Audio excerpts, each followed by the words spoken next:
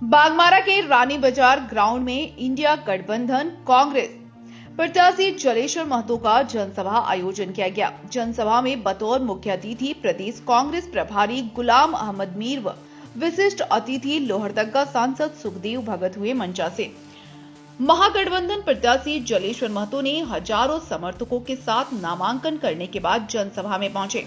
महागठबंधन समर्थकों का जुटान हुआ। जलेश्वर महतो ने संबोधित करते हुए कहा कि बागमारा को अपराध मुक्त और विकास के लिए अपने पक्ष में वोट देने की अपील की। कांग्रेस प्रभारी गुलाम अहमद मीर ने पत्रकारों से बातचीत करते हुए कहा कि भाजपा कांग्रेस पर परिवारवाद का आरोप लगाती रही है, लेकिन झारखंड में परिवारवाद का उदाहरण बन गई है। जनसभा के माध्यम से जलेश्वर महतो के पक्ष में वोट देने की अपील की है।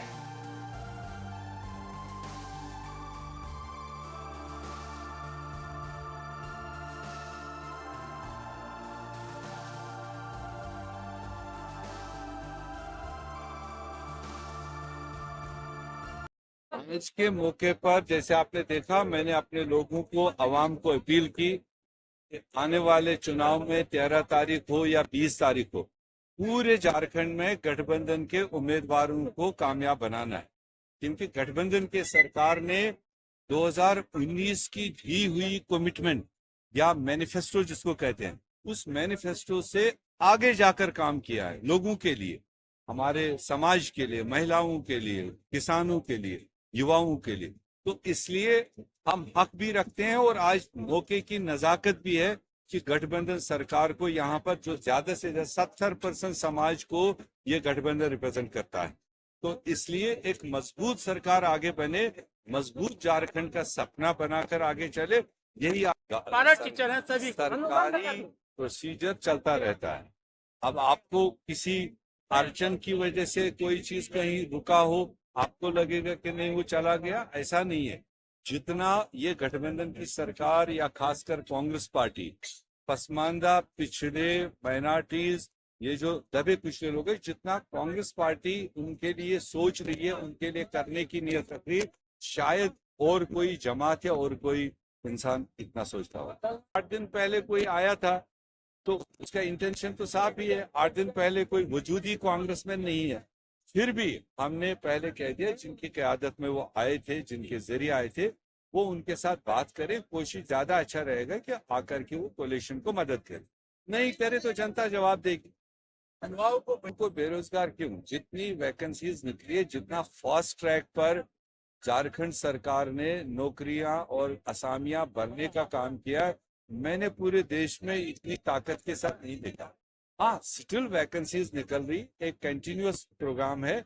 आगे फिर सरकार बनेगी उसी तेजी के साथ। हमने कहा है हमें जॉब कैलेंडर बाकायदा जारी करें सरकार बनने के बाद। ये आप अभी हमारे मैनिफेस्टो में देखेंगे, ताकि सिलसिलेवार तरीके से जो वैकेंसीज खाली होती है उनको झारखंड के नौजवानों को दिया जाए। ये सबको साथ लेकर चलने की भी तो कांग्रेस की पॉलिसी है।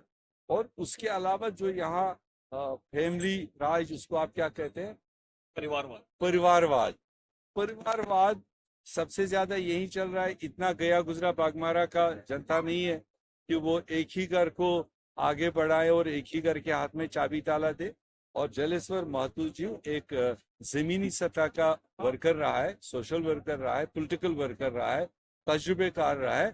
मुझे लगता है कि बागमारा के लोगों को सीधे इनके व्यक्तित्व को देख करके इनको भारी अक्सर से कामयाब करना नहीं है। ओल्ड एज पेंशन थोड़ी बंद हुआ है, वो तो किया है, बल्कि उसका एज रिलैक्सेशन दिया। उसको हमने 50 साल तक करे, वो 60 साल के बाद मिलता था।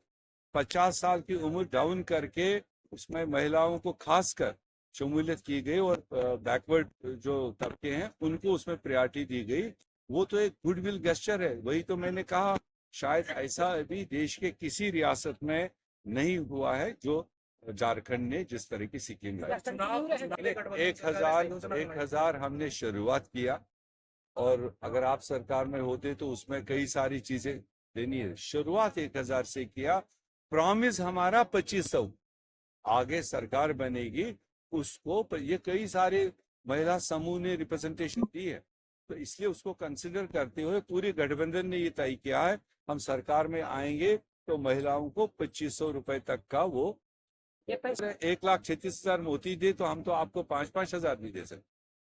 1,36,000 करोड़ नरेंद्र मोदी के पास है। 1,36,000 अगर नहीं मिलेगी तो 25 तो मिलेगी महिलाओं को। तब भी मिलेगा, ऐसा नहीं है, मगर उसकी लड़ाई हम लड़ते रहेंगे और आप लोगों को भी लड़ना चाहिए। झारखंड का हक 1,36,000 करोड़ हमको वापस मिलना चाहिए।